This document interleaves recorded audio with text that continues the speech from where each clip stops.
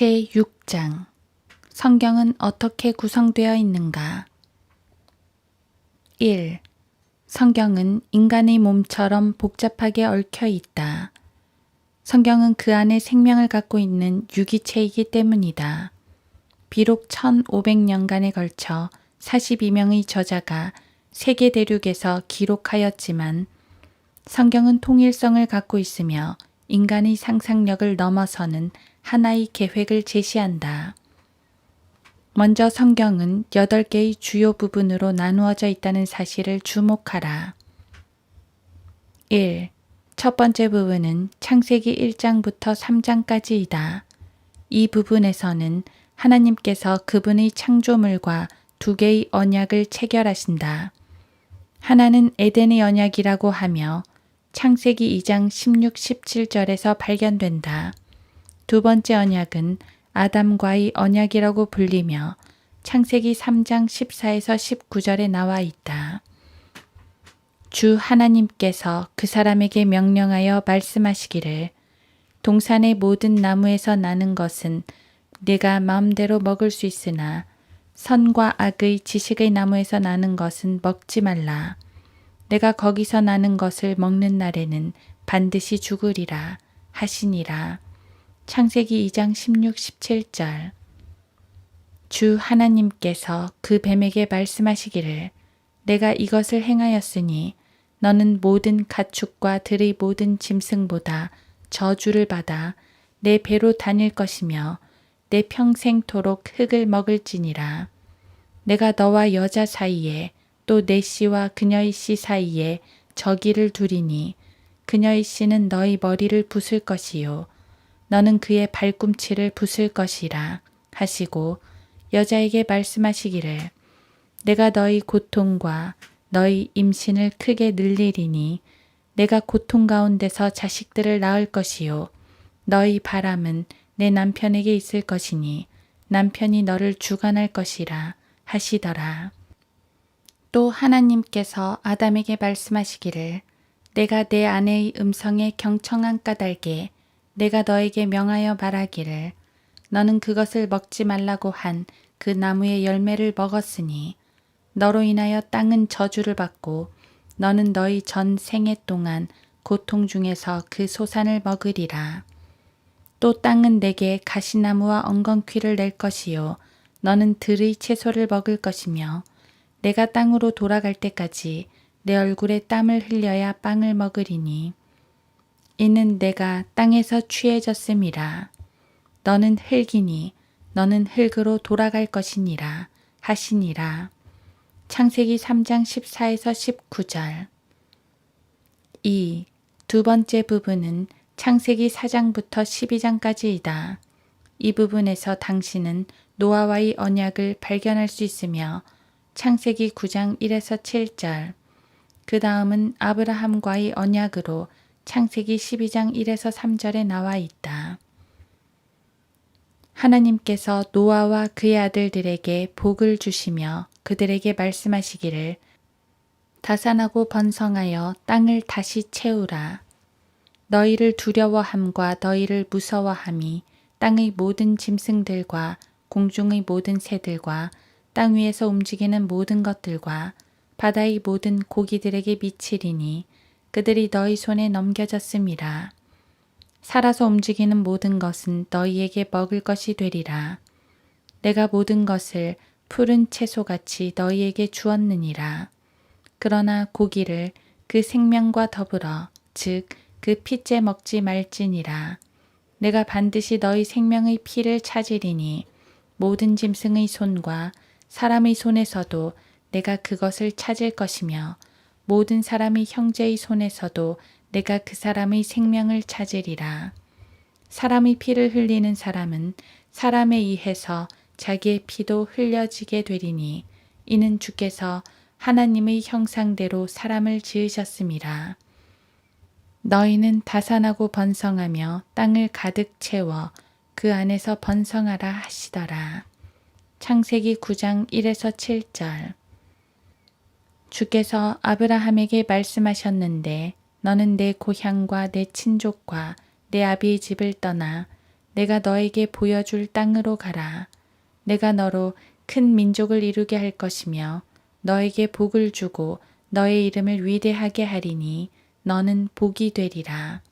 너를 축복하는 자들에게 내가 복을 주고 너를 저주하는 자를 저주하리라.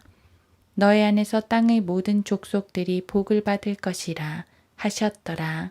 창세기 12장 1에서 3절.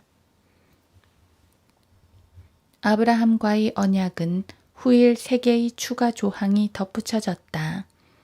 이들은 창세기 13장 14에서 17절, 15장 18절, 22장 16에서 18절에 나와 있다. 그중 창세기 22장 16에서 18절의 내용은 매우 중요하다. 이는 1900년 후에 태어나신 예수 그리스도의 탄생과 연관되어 있기 때문이다. 말하기를 주가 말하노라 내가 스스로 맹세하노라. 이는 내가 이같이 행하여 너의 아들 곧 너희 독자를 아끼지 아니하였음이니 복으로 내가 너에게 복을 주고 번성으로 내가 너희 씨를 하늘의 별들처럼 또 바닷가의 모래처럼 번성케 하리니 너의 씨가 그의 원수들의 문을 차지하리라. 너희 씨 안에서 땅의 모든 민족들이 복을 받으리니 이는 네가 나의 음성에 복종하였음이라 하더라. 창세기 22장 16에서 18절. 이제 그 약속들은 아브라함과 그의 씨에게 하신 것인데 많은 사람을 가리켜 씨들이라고 말씀하지 아니하시고 한 사람을 가리켜 너희의 씨라고 말씀하셨으니 그는 그리스도시라. 이제 내가 이것을 말하노니 하나님께서 그리스도 안에서 미리 확정하신 언약을 430년 후에 생긴 율법이 폐기시킬 수 없으며 그 약속을 무효화할 수 없느니라. 만일 그 상속이 율법에 의하여 된 것이라면 더 이상 약속에 의하여 된 것이 아니니라. 그러나 하나님께서는 그것을 아브라함에게 약속을 통하여 주신 것이라. 그러면 어찌하여 율법을 섬기느냐? 그것은 범법함 때문에 더해진 것이니 약속받은 그 씨가 오실 때까지라. 그것은 한 중보자의 손에서 천사들을 통하여 제정된 것이라. 이제 중보자는 한 편만의 중보자가 아니니라. 그러나 하나님께서는 한 분이시니라. 그렇다면 율법이 하나님의 약속들을 거스르는 것이냐? 결코 그럴 수 없느니라. 만일 율법이 생명을 부여할 수 있는 것으로 주어진 것이었다면 진실로 의도 율법에 의하여 되었을 것이라. 그러나 성경은 모든 것이 죄 아래 있다고 단정하였으니 이는 예수 그리스도를 믿음으로 말미암는 약속을 믿는 사람들에게 주려는 것이라. 갈라디아서 3장 16에서 22절. 창세기 22장과 갈라디아서 3장 사이에는 무려 40명에 가까운 사람들의 책들이 놓여 있지만 성경을 1900년이라는 기간을 넘어서서 통일성을 유지하고 있음을 주목하라. 3. 세 번째 부분은 창세기 13장에서 출애굽기 19장까지이다.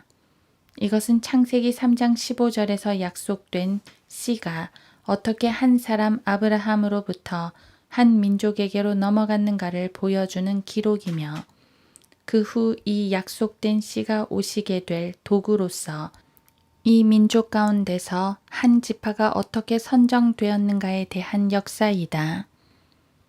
창세기 3장 15절, 49장 10절, 요한계시록 5장 5절 참조. 이 약속된 씨앗을 중단시키거나 부패시키기 위해 성, 섹스 혹은 살인 행위가 끊임없이 동원되었음을 주목하라. 이 씨를 운반할 세 여인은 처음에는 불임이었다. 사라, 리브카, 라헬. 그러나 하나님께서는 이들에게 아들을 주셨다. 이것은 여자의 씨가 기적적인 탄생을 하시게 될 것을 미리 보여주고 있는 것이다. 그 천사가 대답하여 그녀에게 말하기를 성령께서 너에게 임하실 것이며 가장 높으신 분의 능력이 너를 덮으리니 그러므로 너에게서 탄생하실 그 거룩한 이는 하나님의 아들이라 불리리라. 누가복음 1장 35절. 여기서도 우리는 1800여 년을 뛰어넘어 성경에 나와 있는 계획된 목적이 이루어지는 것을 볼 수 있다. 심지어는 그것을 기록하고 있는 사람이 그가 기록하고 있는 것이 무엇을 의미하는지도 알지 못한 경우도 있다.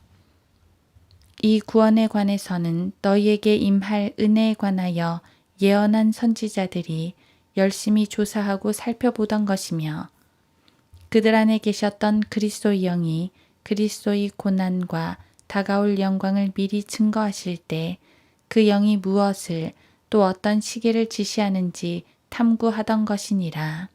그들이 행한 사역들은 자신들을 위한 것이 아니라 우리를 위한 것임이 그들에게 계시되었고 이것이 하늘로부터 보내신 성령으로 너희에게 복음을 전한 자들을 통하여 너희에게 이제 전해졌으며 천사들도 살펴보기를 간절히 바라는 것들이니라.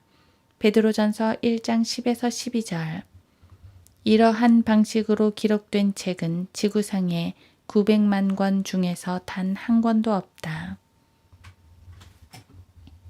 4. 네 번째 부분은 출애굽기 20장에서 마태복음 26장까지로 이것은 모세와의 언약이라고 불리며 율법이라고 불린다. 이 율법은 실상은 침례인 요한까지였으나 누가복음 16장 16절 갈보리까지는 완전히 제거되지 않았다. 로마서 7장 1에서 6절 고린도후서 3장 참조. 그리스도께서 우리를 위하여 저주가 되셔서 율법의 저주로부터 우리를 구속하셨으니 기록되기를 나무에 매달린 자는 누구나 저주받은 자라고 하였도다. 갈라디아서 3장 13절. 너희가 모세의 율법으로는 의롭게 되지 못하였던 그 모든 일에 있어서도 믿는 자는 모두 그분을 통하여 의롭게 된다는 것이니라.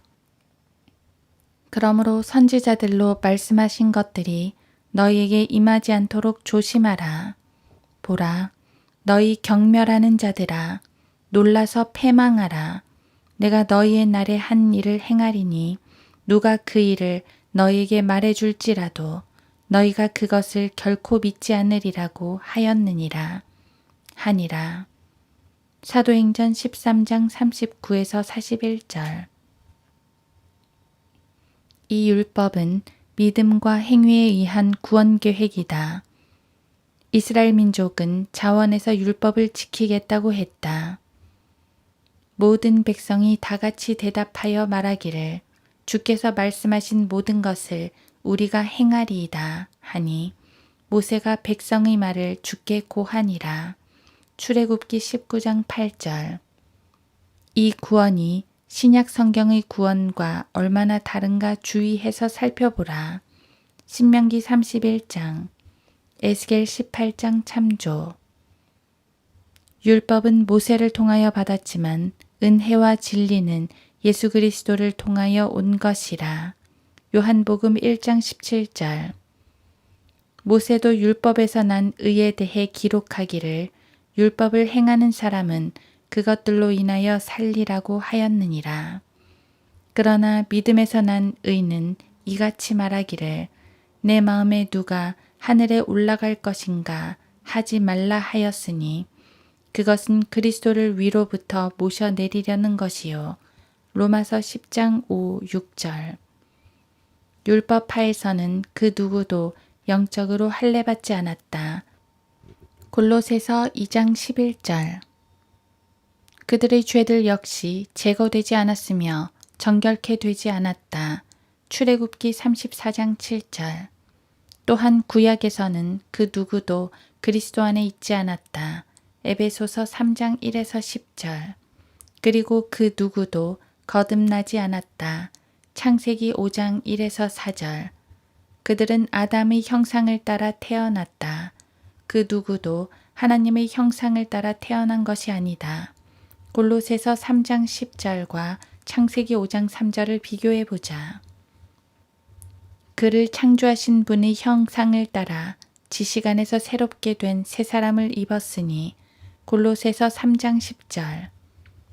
아담이 130년을 살며 자기 모습대로 자기의 형상을 따라 아들을 낳아 그의 이름을 셋이라 불렀더라. 창세기 5장 3절. 5. 다섯 번째 부분은 마태복음 26장부터 사도행전 2장까지이다. 우리는 이 부분을 과독이라고 부르는데 이는 이 기간이 구약에서부터 신약으로 이스라엘에서 교회로 넘어가는 과정에 해당되기 때문이다. 물론 이때 교회라고 하는 것은 로마 카톨릭과는 전혀 무관하다. 신약, 즉 새로운 언약은 마태복음 26장 28절에 가서야 비로소 수립되며 마태복음 27장 50절까지는 아직 발효되지 않는다. 이는 이것이 죄들을 사하심으로 인하여 많은 사람을 위해 흘리는 나의 새 언약의 피이기 때문이라. 마태복음 26장 28절. 예수께서 다시 큰 음성으로 소리 지르신 후 숨을 거두시더라. 마태복음 27장 50절. 하물며 영원하신 성령을 통하여 흠없는 자신을 하나님께 드린 그리스도의 피가 어찌 죽은 행실에서 너희 양심을 정결케 하여 살아계신 하나님을 섬기게 하지 못하겠느냐. 이런 연유로 그는 새 언약의 중보자이시니 이는 첫 언약 때에 범죄한 것들을 구속하시려고 죽으심으로써 부르심을 받은 자들로 그 영원한 유업의 약속을 받게 하시려는 것이라. 유언이 있는 곳에는 유언한 자의 죽음도 필연코 따라와야 하리니 유언은 사람이 죽은 후에야 효력이 있으며 유언한 자가 살아있는 동안에는 전혀 효력이 없느니라. 히브리서 9장 14에서 17절.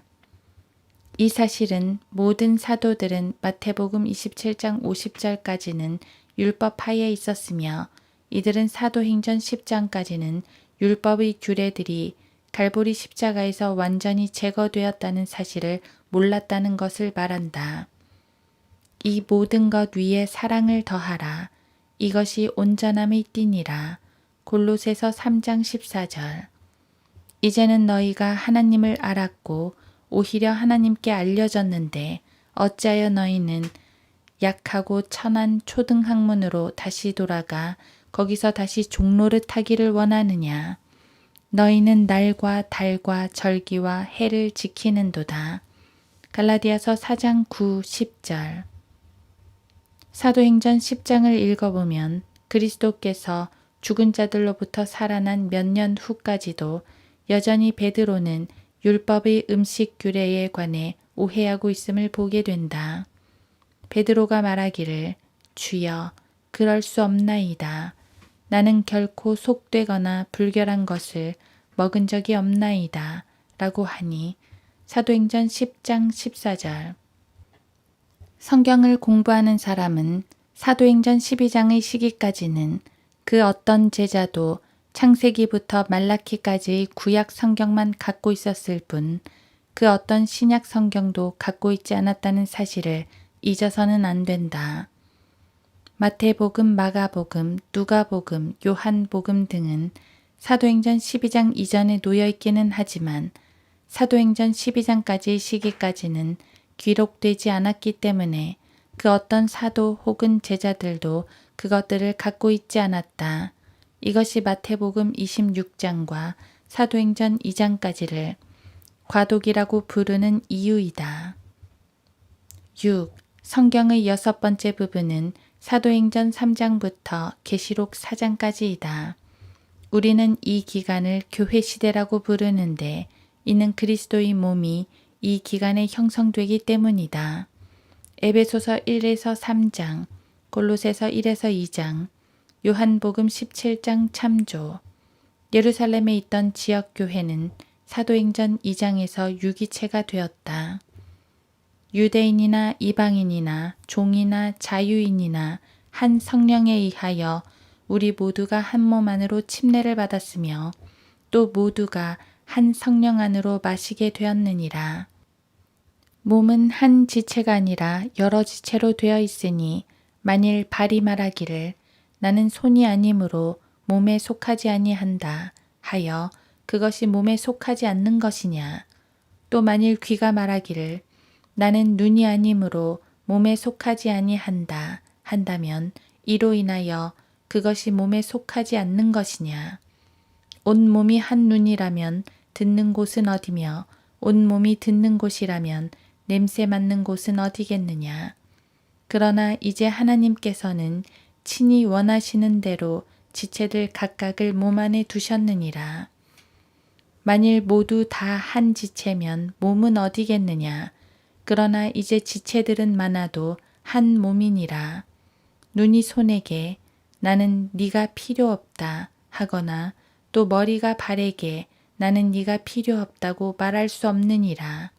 뿐만 아니라 몸의 더 약하게 보이는 지체들이 오히려 더 요긴하고 우리가 덜 귀히 여기는 몸의 지체들에게 보다 많은 존귀로 입혀주며 우리의 아름답지 못한 지체들은 더욱 아름다운 것을 얻으며 우리의 아름다운 지체들은 요구할 것이 없느니라. 오직 하나님께서는 그 몸을 고르게 하사 부족한 지체에게 더 많은 존귀를 주셨으니 이는 몸 안에 분열이 없게 하실 뿐만 아니라 지체들이 서로에게 동일한 관심을 가지게 함이라. 고린도전서 12장 13에서 25절. 그때까지는 그 교회는 단지 조직체였었다.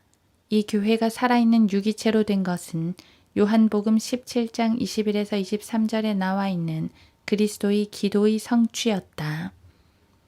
이는 그들 모두가 하나 되게 함이오니 아버지시여 아버지께서 내 안에 계시고 내가 아버지 안에 있는 것 같이 그들도 우리 안에서 하나가 되게 하여서 세상으로 하여금 아버지께서 나를 보내신 것을 믿게 하여 주옵소서.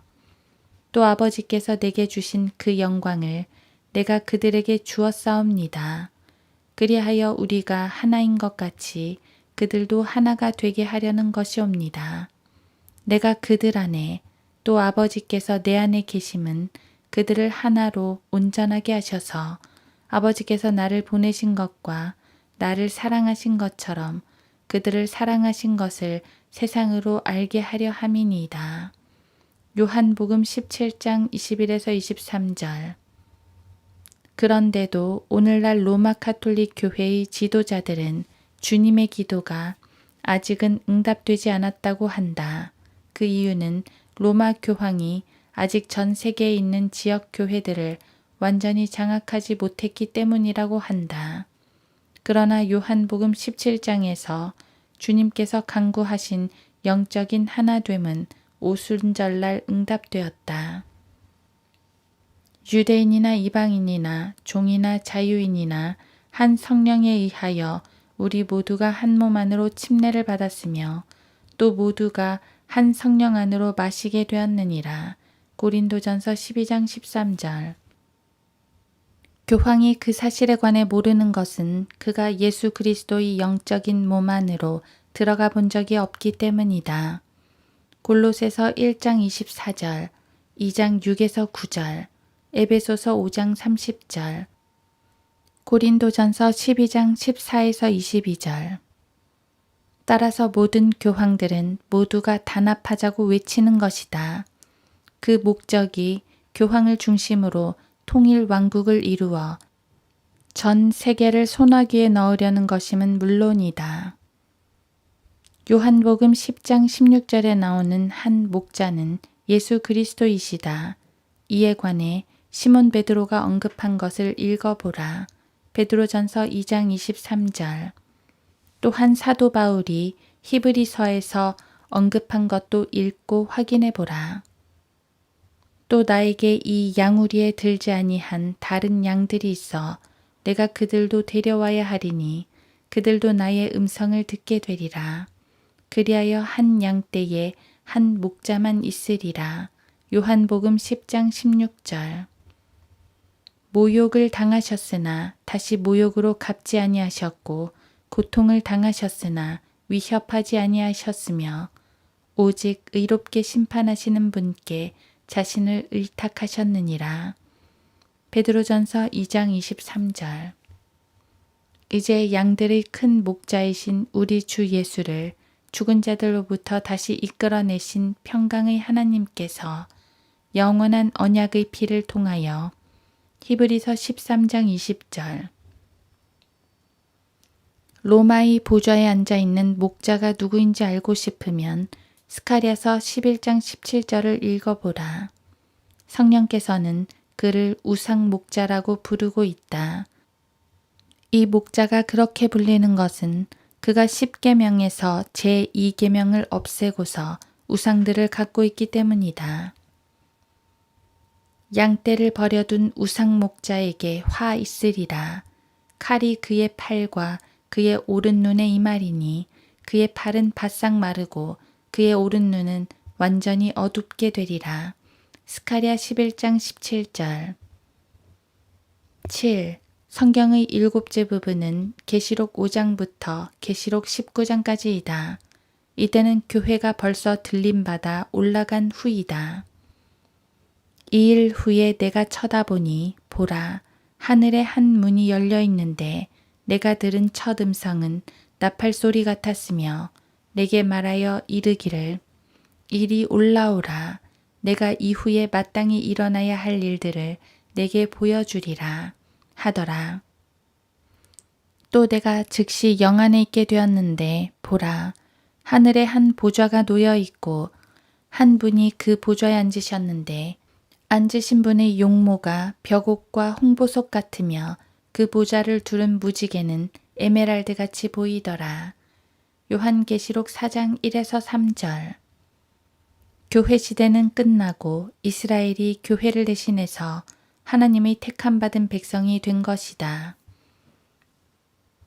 형제들아, 너희가 스스로 지혜 있는 채 하지 않기 위하여 이 신비를 너희가 모르기를 내가 원치 아니하노니 이는 이방인들의 충만함이 차기까지는 이스라엘의 일부가 완고하게 된 것이라.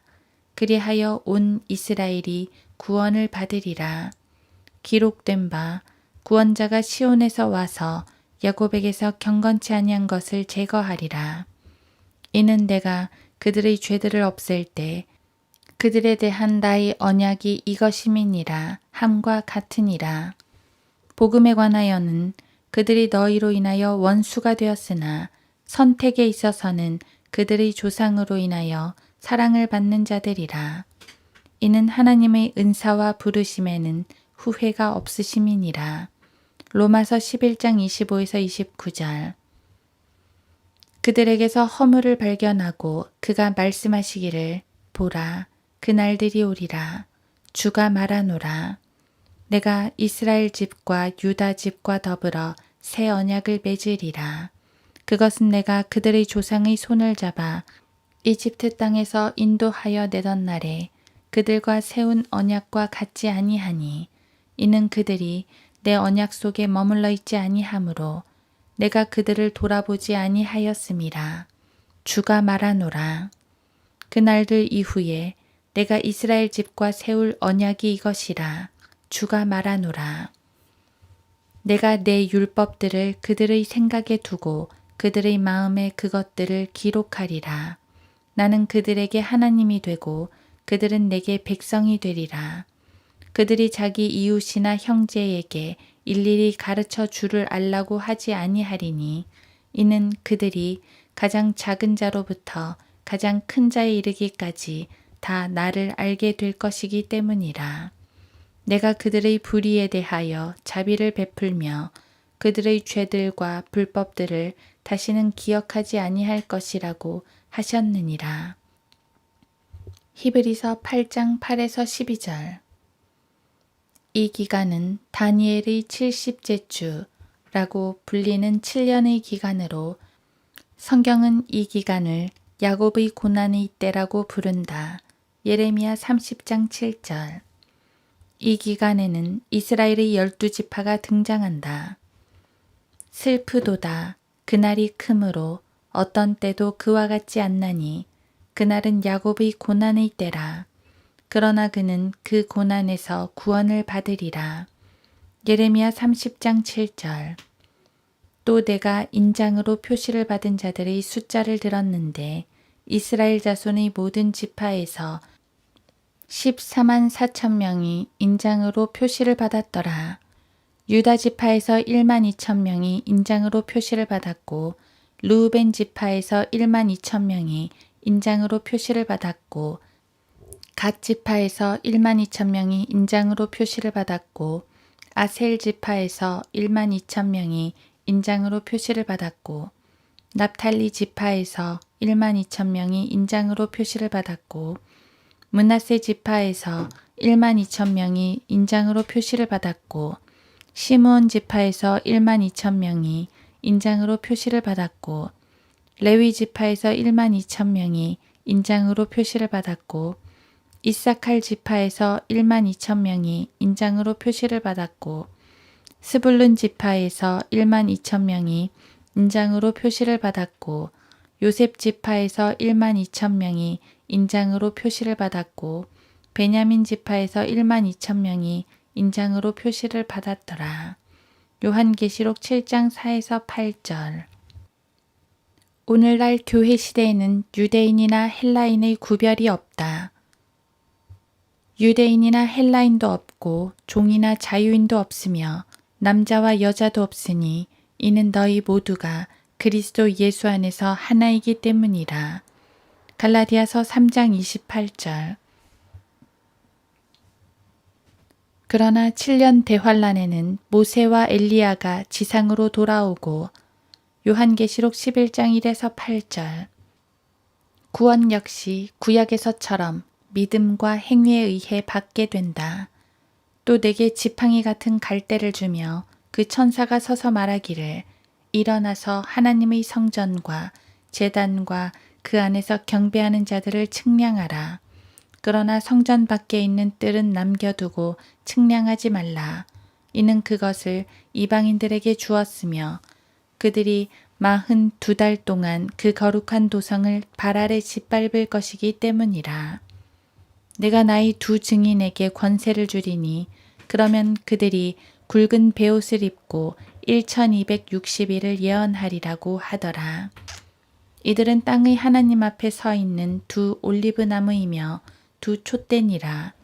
누구든지 그들을 해치려고 하면 그들의 입에서 불이 나와 그들의 원수를 삼키리니 누구든지 그들을 해치려고 하면 반드시 이와 같이 죽게 되리라. 이들에게는 하늘을 닫는 권세가 있어서 그들이 예언하는 날 동안 비를 오지 못하게 하고 물을 피로 변하게 하는 권세도 있어 원하는 때면 언제든지 온갖 재앙으로 땅을 치리로다. 또 그들이 자기들의 증거를 끝마칠 즈음에 끝없이 깊은 구렁에서 올라오는 짐승이 그들과 전쟁을 하여 그들을 이기고 또 죽이니라. 그리하여 그들의 죽은 몸들이 큰 도성의 길거리에 놓이리니 그곳을 영적으로는 소돔과 이집트라고 부르며 우리 주께서 십자가에 못 박히신 곳이라. 요한계시록 11장 1에서 8절. 이 구원의 방법에 대해 침례교도들을 비롯한 복음주의자들은 어려움을 겪게 되는데 이는 그들이 믿음을 통해 은혜로 받는 구원만을 알고 있기 때문이다. 문제는 이 구원 계획은 교회 시대에 적용되는 것인 반면 야곱의 고난의 때에는 하나님의 경륜이 바뀌게 된다. 이 환란 시대의 구원 방법에 관한 구절들을 읽어보자. 요한계시록 12장 17절, 14장 12절, 22장 14절, 마태복음 25장 34에서 42절, 히브리서 6장 1에서 6절, 10장 26에서 31절. 그러나 끝까지 견디는 자는 구원을 받으리라. 마태복음 24장 13절. 이는 우리가 처음의 확신을 끝까지 견고하게 붙들면 그리스도께 참여한 자가 되기 때문이라. 히브리서 3장 14절. 이 대환란 기간에는 새 언약이 민족으로서의 이스라엘에게 적용되며 이스라엘은 민족적으로 그리스도에게 회심하고 회복될 것이다.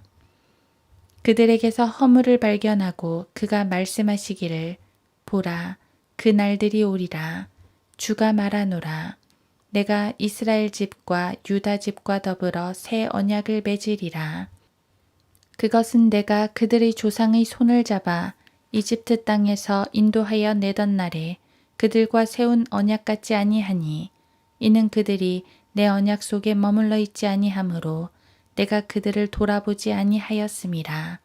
주가 말하노라. 그날들 이후에 내가 이스라엘 집과 세울 언약이 이것이라. 주가 말하노라. 내가 내 율법들을 그들의 생각에 두고 그들의 마음에 그것들을 기록하리라. 나는 그들에게 하나님이 되고 그들은 내게 백성이 되리라. 그들이 자기 이웃이나 형제에게 일일이 가르쳐 주를 알라고 하지 아니하리니 이는 그들이 가장 작은 자로부터 가장 큰 자에 이르기까지 다 나를 알게 될 것이기 때문이라. 내가 그들의 불의에 대하여 자비를 베풀며 그들의 죄들과 불법들을 다시는 기억하지 아니할 것이라고 하셨느니라. 히브리서 8장 8에서 12절. 그리하여 온 이스라엘이 구원을 받으리라. 기록된 바 구원자가 시온에서 와서 야곱에게서 경건치 아니한 것을 제거하리라. 이는 내가 그들의 죄들을 없앨 때 그들에 대한 나의 언약이 이것임이니라 함과 같으니라.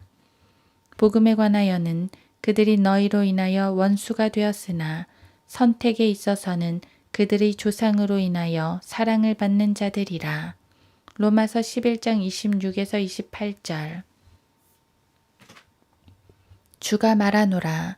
그날들과 그때에 이스라엘의 죄악을 찾아도 아무것도 없을 것이며 유다의 죄들을 찾아도 발견되지 않으리니 이는 내가 남겨놓은 그들을 내가 용서할 것임이니라. 예레미야 50장 20절. 너희는 위로하라. 너희는 내 백성을 위로하라. 너희의 하나님이 말하노라. 너희는 예루살렘에 다정하게 말하며 그녀에게 부르짖으라. 그녀의 싸움이 다 되었고 그녀의 죄악이 용서받았나니 이는 그녀가 그녀의 모든 죄에 대하여 주의 손에서 배로 받았음이라. 이사야 40장 1, 2절. 바로 이 기간의 이스라엘의 회복에 관해서는 90% 이상의 성경 교사들이 무너져 버린다. 카톨릭 교회는 AD 300에서 500년 사이에 이미 이에 관한 하나님의 계획을 내던져 버렸다. 어거스틴, 오리겐, 제롬을 포함한 모든 카톨릭 신학자들.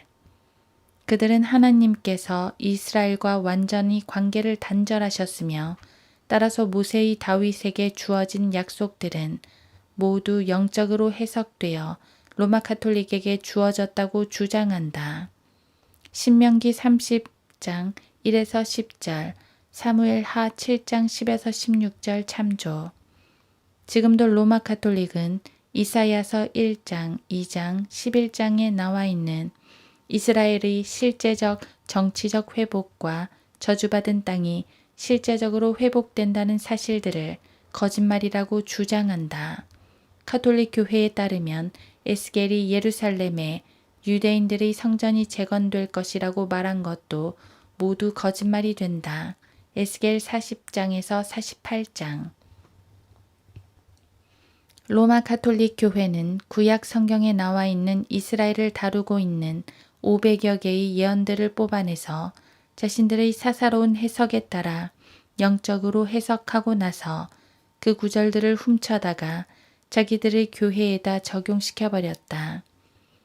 오늘날의 현대 신학자들이 마태복음 24, 25장을 교회 시대에다 억지로 적용하려고 할 때도 카톨릭 신학자들과 동일한 수법을 쓰는 것이다. 히브리서 6장 1에서 5절 혹은 히브리서 10장 25에서 33절 등은 교회 시대에 적용해서는 안 되는 구절이다. 요한계시록 11, 12, 14장 혹은 22장 14절 역시 교회 시대에 적용하면 안 되는 구절들이다. 8. 성경의 마지막 부분은 계시록 20에서 22장이다. 이 부분은 계시록 5에서 19장에서 묘사되어 있는 대환란에 뒤이어 등장하는 부분으로 여기서는 그리스도께서 이 땅 위의 보좌 위에 앉아서 다스리신다.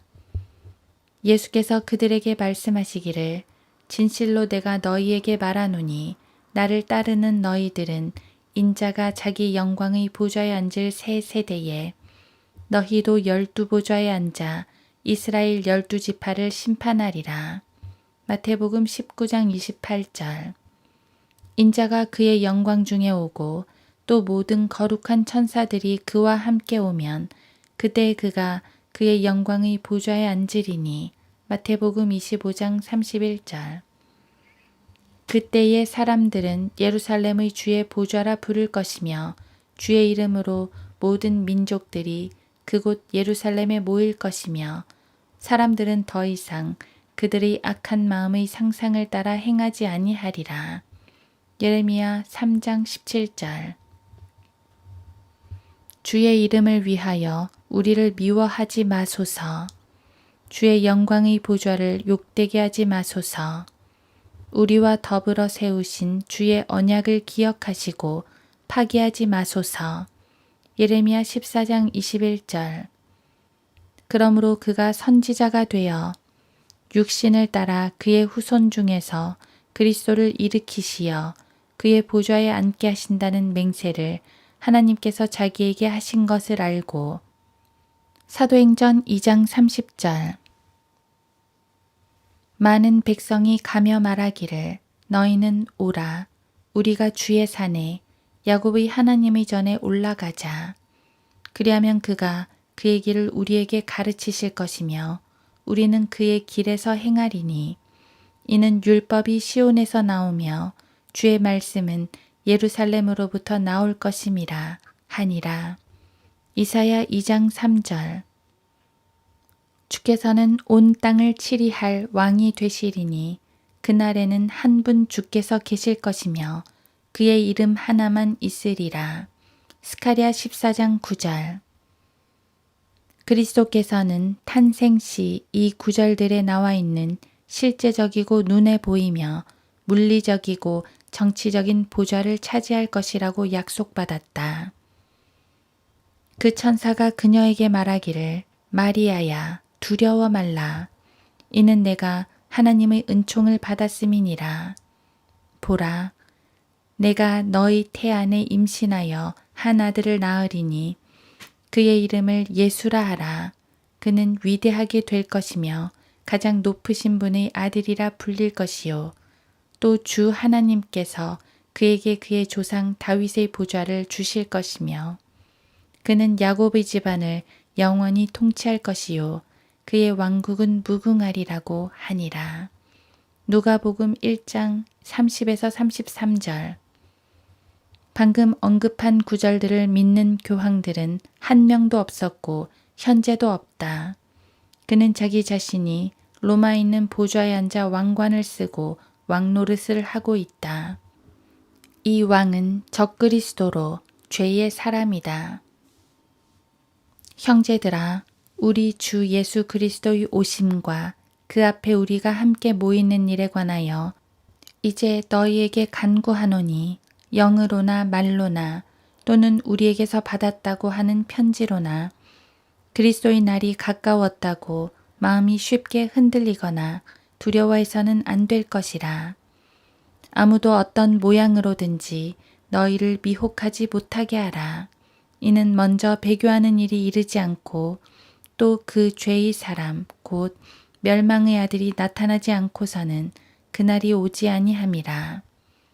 그는 대적하는 자며 또 하나님이라고 불리는 모든 것과 숭배받는 대상 위에 자신을 높여 하나님의 성전에 앉아 하나님처럼 보여 자신을 하나님이라고 하느니라. 내가 너희와 함께 있었을 때에 너희에게 이 일들에 대해 말한 것을 기억하지 못하느냐. 이제 너희는 무엇이 맡고 있는지를 아나니 이는 그가 자기 때에 나타나려는 것이라. 불법의 신비가 이미 활동하고 있나니 현재는 막는 자가 있어 막을 것이나 그가 그 길에서 옮겨질 때까지만 그리하리라. 그리고 나서 그 악한 자가 나타나리니 주께서 그를 자기 입에서 나오는 영으로 소멸하시고 그의 찬란한 오심으로 제거하시리라. 그 악한 자가 오는 것은 사탄의 역사에 따라 모든 능력과 표적들과 거짓 이적들과 멸망하는 자들 안에 있는 모든 불의의 속임수로 오는 것이니 이는 그들이 진리의 사랑을 받아들이지 아니하여 구원을 받지 못하였기 때문이라. 이로 인하여 하나님께서 그들에게 강력한 미혹을 보내시어 거짓말을 믿게 하심은 진리를 믿지 않고 불의를 좋아하는 모든 자로 심판을 받게 하려 하심이라. 그러나 주께 사랑받는 형제들아, 우리가 너희에 대하여 하나님께 항상 감사를 드림이 마땅함은 하나님께서 처음부터 너희를 택하시어 성령의 거룩히 하심과 진리를 믿음으로 구원을 받게 하심이니. 데살로니가 후서 2장 1에서 13절. 그리스도의 천년 통치는 요한계시록 20장 1에서 6절, 21장에서 영원으로 계속 이어진다. 2. 이제껏 살펴본 것이 성경의 기본 골격이라고 할 수 있다. 이렇게 구분을 두는 것은 하나님께서 성경을 공부하되 올바로 나누어 공부하라고 말씀하시고 계시기 때문이다. 내가 진리의 말씀을 올바로 나누어 자신이 하나님 앞에 부끄럽지 않은 일꾼으로 인정받도록 공부하라. 디모데 후서 2장 15절. 성경은 합당한 구분이 있고 이 구분을 무시하면 성경을 억지로 풀다가 스스로 멸망당하고 마는 것이다. 우리는 하나님께서 인간을 다루시는 단순한 역사인 것처럼 보이는 것들이 실제로는 고도히 복잡하고 계획된 계획으로 그 계획은 인간이 아닌 어떤 분이 아니고서는 고안할 수도 실행할 수도 없음을 주목해야 한다. 왜냐하면 우리가 방금 제시한 성경의 구분들은 일관성 있는 하나의 구조를 이루고 있기 때문이다. 이 성경은 1500년이 넘는 기간 동안 아시아, 아프리카, 유럽의 세계 대륙에서 40여 명의 저자들이 기록한 66권의 책을 모아놓은 것인데 어떻게 이처럼 엄청난 유기적인 구성을 갖고 있느냐는 것이 바로 성경의 신비 중의 신비라고 할 수 있다. 1.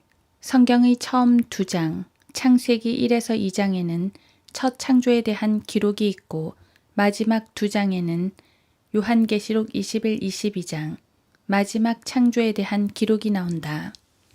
2. 사탄의 최초의 출현은 첫 창조 뒤이어 나오고 있으며 창세기 1장 2절, 사탄은 마지막 창조 전에 다시 등장한다. 요한계시록 20장을 읽어보라.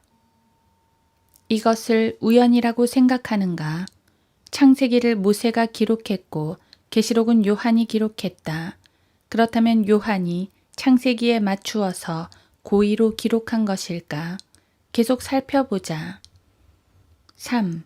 창세기 1장에는 사탄의 출현에 뒤이어 회복과 축복이 나온다.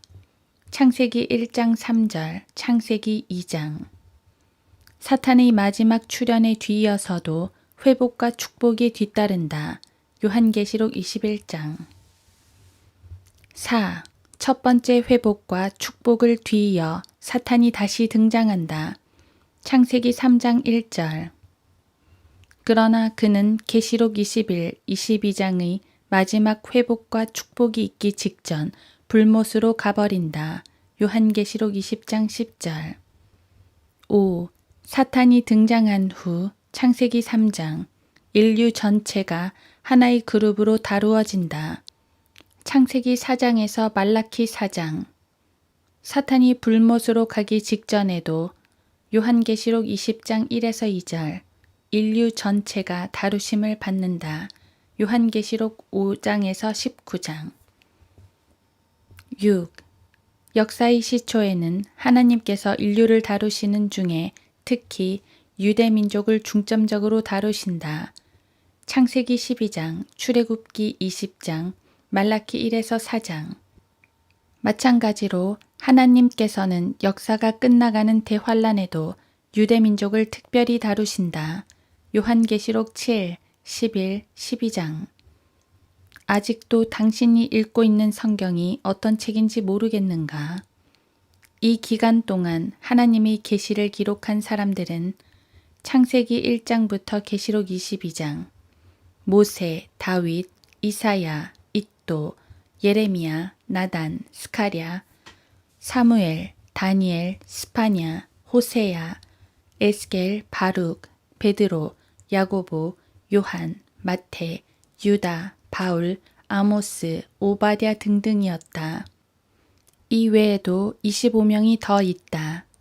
그렇다면 어떻게 이들은 그들이 기록한 것들이 기계 부품이 조립되듯이 맞아떨어지게 할 수 있었는가? 그것은 성경이 거룩한 책으로서 초자연적인 손이 그 뒤에 계셨기 때문이다. 이렇게 쓰여진 책은 역사상 단 한 권도 없다. 7. 하나님께서 인간 전체를 다루신 후 이때 유대인을 먼저 다루셨음. 예수 그리스도께서 첫 번째로 역사의 무대에 등장하셨다. 마태, 마가, 누가 및 요한복음. 마찬가지로 하나님께서 대환란 동안 요한계시록 5에서 19장 인류 전체를 다루신 후에도 이때에도 유대인들을 먼저 다루신다. 요한계시록 7, 11, 12장. 예수 그리스도께서는 두 번째로 나타나실 것이다. 요한계시록 19장 10에서 16절. 8. 그리스도의 초림에 이어 과도기가 뒤따랐으며 이에 관한 기록은 사도행전에 들어있다. 마찬가지로 그의 재림에 앞서 교회 시대라 불리는 기간이 있게 된다. 로마서 1장, 고린도후서, 갈라디아서 등등. 이와 같이 8쌍의 상응하는 내용이 완전한 질서 안에 잘 짜여져 있는 것이 성경이다. 66권의 성경을 기록한 사람들은 자기가 쓰고 있는 책이 무엇에 관한 것인지 또는 왜 자기가 그것을 기록하도록 부르심을 받았는지도 몰랐다. 다시 말해 성경 기자들을 인도하고 계셨던 분은 1500년 전에 이미 어떤 사건이 일어날 것을 알고 계셨다는 말이다. 성경의 저자 되신 그분은 BC 4000년부터 AD 3000년까지의 역사를 통찰하고 계셨던 것이다. 이런 분은 전능하신 하나님 말고는 그 누구도 될 수 없다.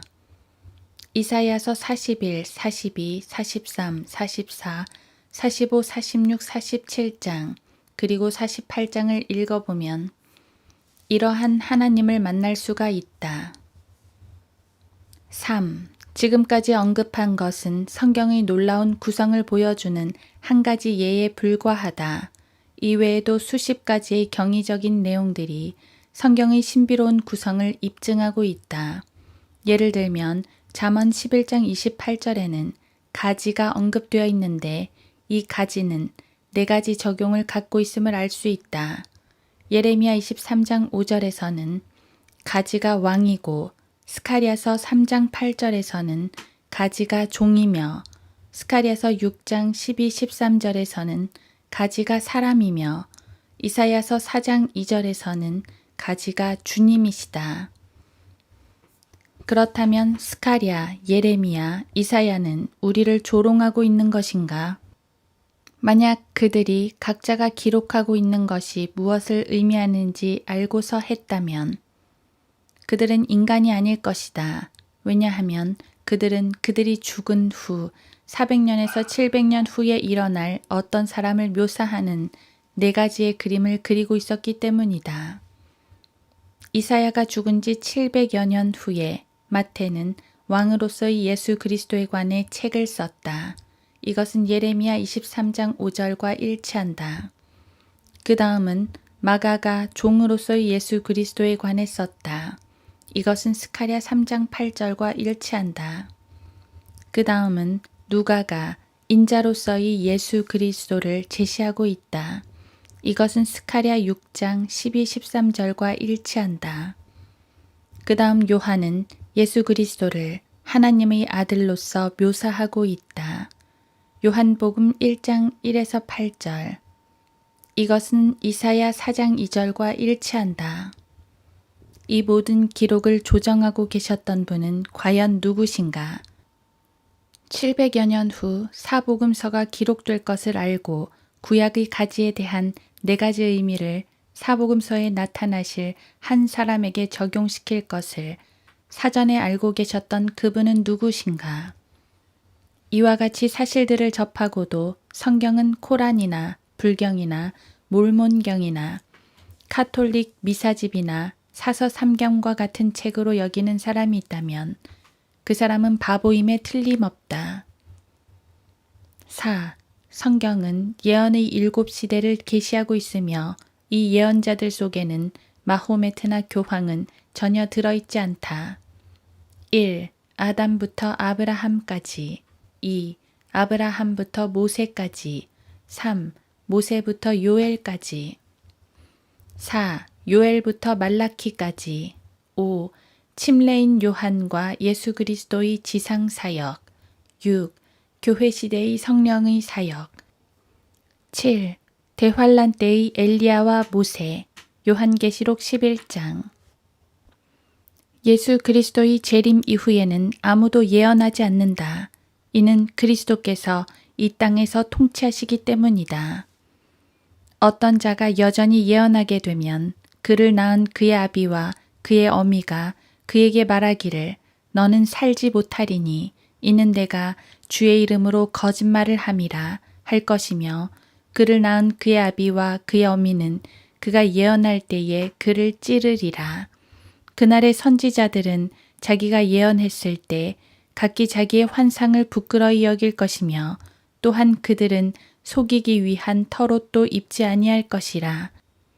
스가랴 13장 3에서 4절.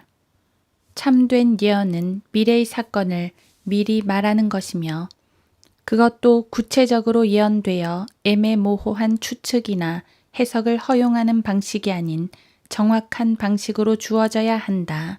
뿐만 아니라 그러한 예언들은 맹신이 아닌 역사적으로 분명히 성취되어야 한다. 예언의 하나님만이 참 하나님이심은 자명하다. 성경은 기본적으로 역사책이다. 당신의 손에 쥐어진 성경은 지구상에 존재하는 것들 가운데 가장 놀라운 책인 것이다. 따라서 원수 마귀가 이 책을 변개시키고 모조품을 만들어내서 혼란을 가중시키는 것은 지극히 당연하다고 하겠다. 올바른 성경을 선택하는 것이 왜 중요한지 알겠는가? 자, 이제부터 올바른 성경을 선택한 사람들이 이 놀라운 책을 어떤 방법으로 공부해야 할 것인가를 살펴보도록 하자.